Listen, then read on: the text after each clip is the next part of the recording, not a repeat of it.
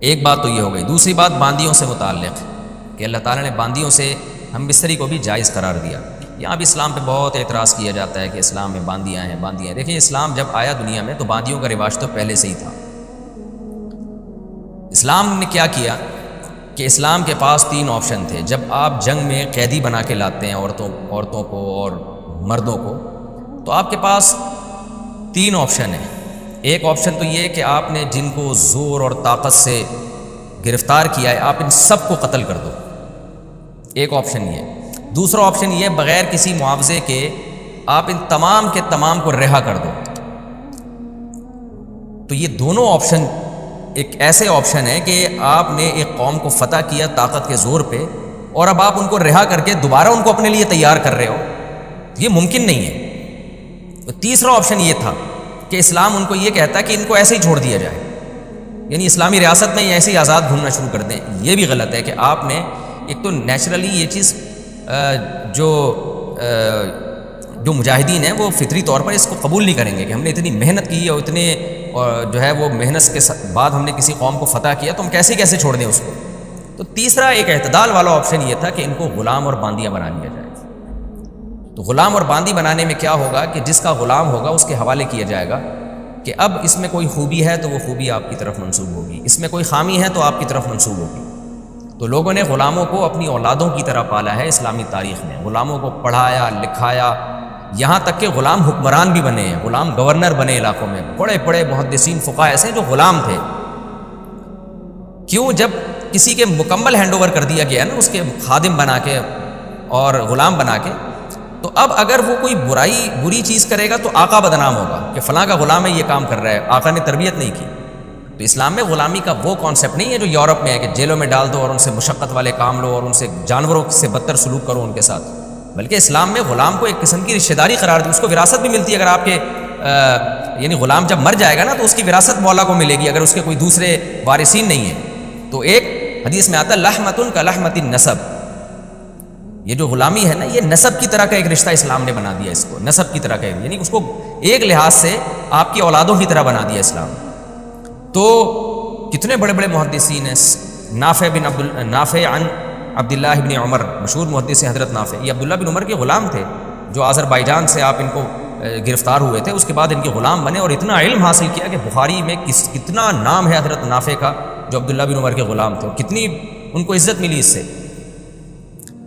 تو یہ غلام جب مرد کی شکل میں ہوگا یا عورت کی شکل میں ہوگا، تو عورت کی شکل میں اگر یہ ہے تو پھر اگر اس سے آقا کو سیکشول ریلیشن کی اجازت نہ دی جائے تو اس میں 2 نقصان ہیں۔ ایک یہ کہ سوسائٹی میں زنا پھیلے گا، اس عورت کا نہ کوئی شوہر ہے نہ کوئی اس کا مولا کو آپ اجازت دے رہے ہیں کہ اس سے ریلیشن قائم کرے، تو یہ عورت کہاں جائے گی؟ اس میں بھی ڈیزائرز ہیں، وہ زنا کی طرف جائے گی، وہ زنا کو اپنا پیشہ بنائے گی۔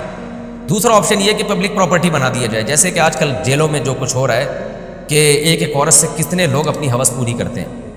تو اعتدال کا راستہ یہ تھا۔ اچھا تیسرا آپشن یہ تھا کہ اس کو کہا جائے کہ جو مولا ہے اس کو کہا جائے کہ اس کو بیوی بناؤ۔ تو یہ بات حقیقت ہے کہ بیوی بنانا اس کے لیے بہت مشکل ہے، کیونکہ ایک دشمن قوم کی ایک عورت جس کو ہم جبرن قہرن جنگ فتح کر کے لے کر آئے ہیں، اس کو کون اتنی عزت دے گا کہ بیوی بنا کے رکھے؟ تو اسلام نے ترغیب تو یہ دے دی کہ اس کو آزاد کر کے بیوی بناؤ، لیکن اس جبری قانون نہیں بنایا۔ جبری قانون یہ کہ باندی کے طور پہ بھی آپ رکھ سکتے ہیں، لیکن ترغیب دی کہ اس کو آزاد کرو، اس کو بیوی بناؤ۔ تو اس سے بڑا احسان میں سمجھتا ہوں اس دور میں تو کیا آج بھی کسی عورت پر ہو نہیں سکتا کہ وہ جنگی قیدی ہو اور آپ اس کو حکم دیں مولا کو کہ جو یعنی اس کے ساتھ اچھا سلوک کرو، اس کی تمام تر رسپانسبلٹی تمہاری ہے، یہ تمہاری خدمت کرے گی، اور اس کو ترغیب دے کہ تم اسے آزاد کر کے اگر بیوی بنا کے وہ تمام حقوق دو جو ایک آزاد عورت کے ہوتے ہیں، بیوی کے ہوتے ہیں۔ اس کو اسلام نے اتنا اپریشیٹ کیا کہ اسلامی تاریخ میں ہزاروں ایسے واقعات ہیں، صحابہ میں، تابعین میں، تبع تابعین میں، کہ باندیوں کو آزاد کرتے تھے اور اس کو بیوی بنا کے ان سے شادی کرتے تھے، تو اپنے جیسا ان کو یعنی مقام اور مرتبہ دیا۔ میں اس پر پہلے بھی بہت ڈیٹیل میں بات کر چکا ہوں کہ اسلام میں جو باندی اور غلاموں کا تصور ہے وہ نہیں ہے جو آج دنیا میں چل رہا ہے، وہ بہت ہی مبارک اور بہت ہی پیارا تصور ہے۔ تو غلام کے لفظ سے لوگ دھوکہ دینے کی کوشش کرتے ہیں، تو اس سے بہتر اسلام کے پاس کوئی آپشن نہیں تھا جو اسلام نے اس وقت اختیار کیا۔ اور پھر ایک اور اہم بات یہ ہے کہ جن کو غلام بنایا بھی گیا تو ان کی آزادی کے لیے بھی اسلام نے بہت ساری تدبیریں رکھی ہیں۔ کہ قسم کھا کے اگر آپ نے توڑ دی تو آپ کو غلام آزاد کرنا پڑے گا، غلطی سے آپ سے کوئی بندہ قتل ہو گیا تو آپ کو غلام آزاد کرنا پڑے گا، آپ نے اگر بیوی سے زہار کر لیا، کوئی جو زہار کی ڈیٹیل انشاءاللہ اس کے احکام میں آئے گی، تو آپ بیوی جب تک حلال نہیں ہوگی جب تک آپ غلام آزاد نہیں کریں گے۔ تو اتنے مواقع پر اسلام نے غلام آزاد کرنے کا حکم دیا، اور یہ قانون بنا دیا جو ایک دفعہ آزاد ہوا قیامت تک اس کو دوبارہ کبھی غلام نہیں بنایا جا سکتا۔ تو اس طرح سے بھی اسلام نے غلامی کو الٹا ختم کیا ہے۔ تو بہت ساری چیزیں اول نظر میں سمجھ میں نہیں آتی، لیکن جب آپ ان کی ڈیپتھ میں جاؤ گے تو آپ کہو گے کہ واقعی اسلام ہی دین فطرت ہے، اور اسلام نے جو انسانوں کے لیے قوانین بنائے ہیں وہ کوئی عقل وہاں تک پہنچ ہی نہیں سکتی۔ باقی یہ کہا جاتا ہے کہ یہ صحرا تو امریکہ کو جاتا ہے اور مغربی طاقتوں کو جاتا ہے کہ انہوں نے دنیا سے غلامی کو ختم کیا، تو وہ والی غلامی جو اسلام میں جو غلامی کا تصور تھا، اس غلامی وہ نہیں ہے جس کو امریکہ نے ختم کیا۔ تو جنگی قیدیوں کا ایک تصور تھا، اور جو جس طرح سے غلام بنا کے مارا پیٹا جاتا تھا اس کو ان لوگوں نے ختم کیا، اور جو حقیقت یہ ہے کہ وہ بھی صرف لیبل لگا کے ختم کیا ہے، حقیقت میں وہ بھی ختم نہیں ہے۔ آپ جائیں جنگی قیدی جو جیلوں میں پڑے ہوتے ہیں، کیوبا کی جیلوں میں آپ نے دیکھا نہیں کتنے سال لوگ کس طرح کیا سلوک ان کے ساتھ ہوا ہے، تو وہ جو درندگی والی غلامی تھی وہ آج بھی ختم نہیں ہوئی۔ اور ایک اہم ترین بات یہ بھی ہے کہ اسلام میں غلام اور باندیوں کا تصور تھا، جس کی وجہ سے اسلام نے فقہائے کرام نے غلام اور باندیوں کے احکام لکھے۔ دنیا میں اگر کوئی دوبارہ بڑی جنگ ہوتی ہے اور دوبارہ سے غلام اور باندیوں کا سیٹ اپ آ جاتا ہے تو دنیا کے پاس کوئی قانون سازی نہیں ہے کہ غلاموں کو کیسے رکھنا ہے اور باندیوں کو کیسے رکھنا ہے۔ اسلام کے پاس ایک لا پہلے سے موجود ہے۔ غیر ممکن ہے کہ فیوچر میں بڑی جنگیں ہوں اور دوبارہ سے غلام اور باندیوں والا سیٹ اپ آ جائے، لوگ ایک دوسرے کی مردوں کو اور عورتوں کو غلام بنانا شروع کر دیں، تو مسلمانوں کے پاس تو پورا ایک سیٹ اپ ہے کہ کیا سلوک کرنا ہے، کیسے ان کے ساتھ رہنا ہے، لیکن غیر مسلموں کے پاس اس بارے میں کوئی سیٹ اپ موجود نہیں ہے۔ اسلام قیامت تک کے لیے آیا، اس کے حکام بھی قیامت تک کے لیے۔ تو لیکن ایک بات خوب سمجھ لیں کہ اسلام میں جو غلام اور باندیاں بنانا جائز تھا، اس میں ایک بہت اہم شرط یہ تھی۔ میں نے چونکہ اس مسئلے پہ پرسنلی بہت تحقیق کی ہے، تقریباً 15 سے 20 سال پہلے، بلکہ شاید اس سے بھی زیادہ ٹائم گزر گیا ہو۔ ایک ہمارے پاس سوال آیا تھا کہ آج کیا غلام اور باندیوں کو بنانا ممکن ہے جنگوں میں؟ تو اس کا جواب خوب سمجھ لیں، آج ہمارے لیے یہ ممکن نہیں ہے۔ وجہ اس کی یہ کہ اس پر بھی فقہا کا اجماع ہے، قدیم فقہا کا، کہ غلام اور باندیاں وہاں بنائی جائیں گی جہاں غیر مسلم کا آپ سے کوئی معاہدہ نہ ہو اور وہ اس تملک بالقہر کو جائز سمجھتے ہوں، کیونکہ اس دور میں کافر لوگ سمجھتے تھے کہ جب کسی قوم پہ حملہ کیا جاتا ہے تو اس کے مردوں اور عورتوں کو پر جب آپ غالب آ جاتے ہیں تو آپ کی ملکیت ثابت ہو جاتی ہے۔ تو جو قوم جائز نہیں سمجھتی تملک بالقہر، اس کو کہتے ہیں فقہ کی اصطلاح میں تملک بالقہر، یعنی کسی پر جبراً آپ نے قبضہ کر لیا تو آپ اس کے مالک بن جائیں گے، تو یہ اسی قوم کے لیے حلال ہے، جو حلال کا مطلب اسی قوم کے ساتھ جائز ہے جو اس عمل کو جائز سمجھتے ہو۔ آج پوری دنیا کا ایک ایگریمنٹ ہو چکا ہے کہ کسی بھی مرد اور عورت پہ اس طرح قبضہ کیا گیا تو وہ غلامی میں نہیں آئے گا۔ اسلام اس ایگریمنٹ کو جائز سمجھتا ہے، کیونکہ اسلام میں غلام اور باندی بنانا کوئی فرض نہیں ہے، نہ اس دور میں فرض تھا نہ آج فرض ہے، بلکہ ایک آپشن تھا آپ کے پاس۔ تو اگر آپ ایگریمنٹ کر لیتے ہیں، بین الاقوامی کوئی معاہدہ دنیا کا آپس میں ہو جاتا ہے، تو پھر اسلام اس معاہدے کی پابندی کا حکم دیتا ہے، پھر یوں نہیں کہا جائے گا یہ معاہدہ شریعت کے خلاف ہے۔ تو لہذا چونکہ دنیا میں ایک ایگریمنٹ ہو چکا ہے تو اس کو جائز ہے آپ کے لیے، اگر آپ ایگریمنٹ کر لیں کہ بھئی ہم جب تم پہ حملہ کریں گے تو تمہارے مرد اور عورتوں کو غلام یا باندی نہیں بنائیں گے، اور تم جب ہم پہ حملہ کرو گے تو ہمیں بھی نہیں بناؤ گے۔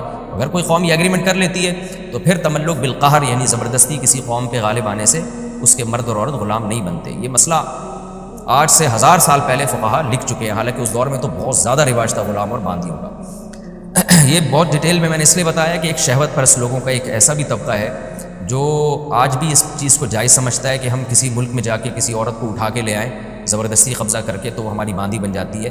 اس طرح سے زنا کو پروموٹ کرنے کی کوشش کرتے ہیں، تو خوب سمجھ لیں اس طرح سے کوئی عورت باندی نہیں بنتی، اور اس کے ساتھ اگر کسی نے ریلیشن قائم کیا تو وہ زنا کہلائے گا۔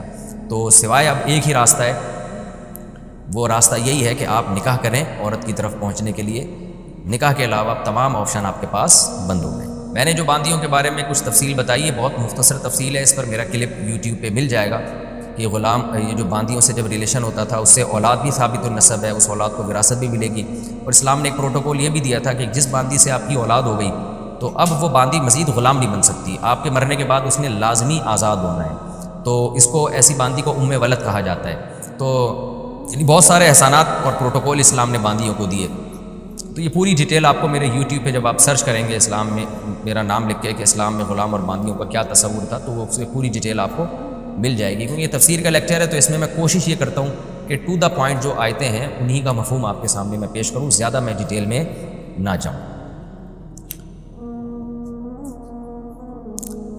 تو آگے اللہ تعالیٰ کا ارشاد ہے فَمَنِ ابْتَغَىٰ وَرَاءَ ذَٰلِكَ. اچھا یہ جو فَإِنَّهُمْ غَيْرُ مَلُومِينَ ہے، اللہ نے فرمایا جو بیویاں رکھتے ہیں تو وہ قابل ملامت نہیں ہے. اس آیت کے تحت فقہاء نے لکھا ہے کہ اگر کوئی شخص زیادہ شادیاں کرے یا زیادہ باندیاں رکھے، جو پہلے زمانے میں رکھتے تھے لوگ، تو 1000 باندیاں بھی اگر وہ رکھتا ہے نا اور اس کا ارادہ ہوتا ہے کہ میں ایک اور مزید خرید لوں، فَلَامَهُ أَحَدٌ، تو اسے کوئی شخص ملامت کرتا ہے کہ تو اتنی بیویاں رکھ رہا ہے، اتنی باندیاں رکھ رہا ہے، یخشى علیہ الکفر، تو ایسے شخص کے بارے میں کفر کا خطرہ ہے. کیوں؟ اس لیے کہ اللہ تعالیٰ کیا فرماتے ہیں فَإِنَّهُمْ غَيْرُ مَلُومِينَ، جو بیویاں رکھتے ہیں باندیاں رکھتے ہیں وہ قابل ملامت نہیں ہے. تو جب اللہ تعالیٰ نے فیصلہ کر دیا کہ جو زیادہ شادیاں کرے، بیویاں رکھے اور ان کے ذریعے اپنی ایک ڈیزائرز کو پورا کرتا ہے بشرطے کہ ان کے حقوق بھی ادا کرے جیسے کہ قرآن نے حکم دیا، تو وہ قابل ملامت نہیں ہے. تو پھر ایسے شخص کو ملامت کرنے والے کے بارے میں ڈر ہے کہ وہ اللہ کی گویا اللہ کے جو وضع کردہ قانون ہے اس سے بھی آگے نکل رہا ہے.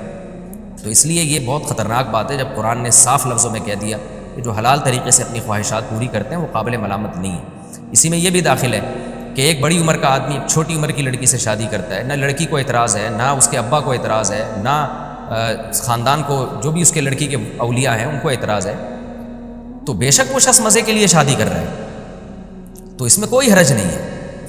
مزے کے لیے اگر زنا کرے گا تو حرام ہوگا، اگر زوجہ کے پاس جا رہا ہے اور اس کے حقوق بھی پورے کر رہا ہے تو اس میں کوئی گناہ نہیں ہے. یہ اپنی طرف سے کچھ لوگ صوفی بنے ہوتے ہیں اور جناب وہ پابندیاں لگا رہے ہوتے ہیں کہ جی اسلام میں مزے کے لیے شادی نہیں ہے. بھائی آپ اگر اچھی خوراک کھاتے ہیں صرف زبان کے چٹخارے کے لیے لیکن حلال ہے وہ، تو جب اس پہ وہ قابل ملامت نہیں ہے. لوگ سموسے پکوڑے کھا رہے ہیں، نہاریوں میں نیمبو نچوڑ کے کھا رہے ہیں صرف زبان کے چٹخاروں کے لیے، کوئی ڈاکٹر نے تھوڑی مشورے دیے ہوتے ہیں. جب ایسا شخص قابل ملامت نہیں ہے تو اگر کوئی شخص صرف اس لیے نکاح کر رہا ہو کہ میں عیاشی کروں گا لیکن ان کے حقوق بھی ادا کروں گا، یہ حقوق کی بار میں بار بار اس لیے کہہ رہا ہوں کہ ایسا نہ ہو کہ حقوق کو بیچ سے نکال دیں، وہ بھی قابل ملامت نہیں ہے. اس کا اپنی پرسنل لائف ہے، جو مرضی کرے وہ، لوگوں کو اس پہ بھی اعتراض ہوتا ہے. ہاں یہ الگ بات ہے کہ جن لوگوں کا مینٹل لیول اوپر کا ہے، ذرا اچھا سوچتے ہیں، بڑا سوچتے ہیں، تو ان کے لیے شادی میں صرف مزے کے لیے نہیں کر رہے ہوتے. جیسے ہمارے نبی صلی اللہ علیہ وسلم نے جو نکاح کیے ہیں تو اس میں بڑی بڑی مصلحتیں تھیں، حکمتیں تھیں، لیکن بڑی بڑی عرب کی خوبصورت عورتیں تھیں جن کی سے آپ نے نکاح نہیں کیا. لیکن آپ صلی اللہ علیہ وسلم نے بیوہ عورتوں سے نکاح کیا. حضرت عائشہ سے نکاح کیا کیونکہ وہ ذہین فتین بہت تھی، آگے اللہ نے ان سے دین کا کام بہت لینا تھا. پہلا نکاح آپ نے کیا حضرت خدیجہ سے جو آپ سے عمر میں 15 سال بڑی تھی. تو نبی کی سیرت یہ بتاتی ہے کہ آپ صلی اللہ علیہ وسلم کے پیش نظر نکاح میں معاذ اللہ عیش و عشرت نہیں تھا. تو بلند ذوق نظر جن لوگوں کا ہے وہ نکاح میں صرف عیش و عشرت کے لیے نکاح نہیں کرتے، ان کے سامنے بہت ساری مصلحتیں ہوتی ہیں. لیکن اگر کوئی عیش و عشرت کے لیے بھی کر رہا ہے تو ملامت کے قابل بہرحال وہ نہیں ہے، گناہ گار پھر بھی نہیں ہے. تو زنا سے بہتر ہے کہ آپ جس زنا میں عیاشی تلاش کر رہے ہیں وہ آپ حلال طریقے پہ آ جائیں. تو اس مضمون کو نبی صلی اللہ علیہ وسلم نے بیان کیا کہ تنکح المرأۃ لاربع. صلی اللہ علیہ وسلم نے فرمایا کہ عورت کو 4 وجہ سے عورت سے نکاح کیا جاتا ہے، کہ اس کے حسن و جمال، اس کے خاندان، اس کے مال اور حسب نسب. پھر آپ نے فرمایا سب سے اور اس کی دینداری، آپ نے فرمایا فظفر بذات الدین، سب سے پہلے عورت کے دین کو ترجیح دو. تو حسن اور دین میں اگر ٹکراؤ آ رہا ہے تو پھر دین کو ترجیح دینی چاہیے، حسن و جمال کو نہیں. تو یہ اس لیے کہ نبی صلی اللہ علیہ وسلم نے بتا دیا کہ دینداری کو ترجیح دینے میں بہت ساری حکمتیں اور مصلحتیں حاصل ہوں گی، اولاد دیندار ہوگی. اور آپ نے دین کو چھوڑ کر صرف حسن کو ترجیح دے دی تو تھوڑی سی عیاشی آپ کی ہو جائے گی. تو اس لیے یہ مسئلہ بھی خوب سمجھ لیں کہ کوئی صرف عیاشی کے لیے بھی شادی کرتا ہے، عیش و عشرت کے لیے، لیکن حقوق پورے کرے گا تو قابل ملامت بھی نہیں ہے، گناہ گار بھی نہیں ہے. لیکن افضل کیا ہے اور زیادہ جو ایک اچھا انسان ہونے کی علامت کیا ہے اور پیغمبر کی سنت کیا ہے کہ نکاح کے پیش نظر صرف عیاشی نہیں ہونی چاہیے بلکہ اولاد کا حصول ہونا چاہیے، خاندان آباد کرنا، کسی کو سہارا دینا. یہ ساری حکمتیں اگر آپ کے پیش نظر ہیں تو نکاح کرنا آپ کے لیے زیادہ افضل ہو. آگے قرآن کہتا ہے فَمَنِ ابْتَغَىٰ وَرَاءَ ذَٰلِكَ، بس جو اس کے علاوہ کوئی اور راستہ اختیار کرے گا. ذالکہ کہتے ہیں اشارے کے وقت، یعنی اللہ نے بتا دیا یہ نکاح اور باندی، اس کے علاوہ کوئی بھی راستہ اختیار کرے گا. اشارہ یہ بلاغت ہے، یعنی اللہ نے متعین کر دیا کہ بس ان 2 راستوں کے علاوہ تمہارے پاس کوئی آپشن نہیں ہے، باندی بناؤ یا نکاح کرو. اور باندی کا آپشن ختم، اب صرف نکاح کا آپشن. تو اللہ نے اشارہ کر کے کہہ دیا کہ اس کے علاوہ تمام کے تمام وسائل اور ذرائع تمہارے لیے. فَأُولَٰئِکَ هُمُ الْعَادُونَ، یہ لوگ اللہ کی حدود کو توڑنے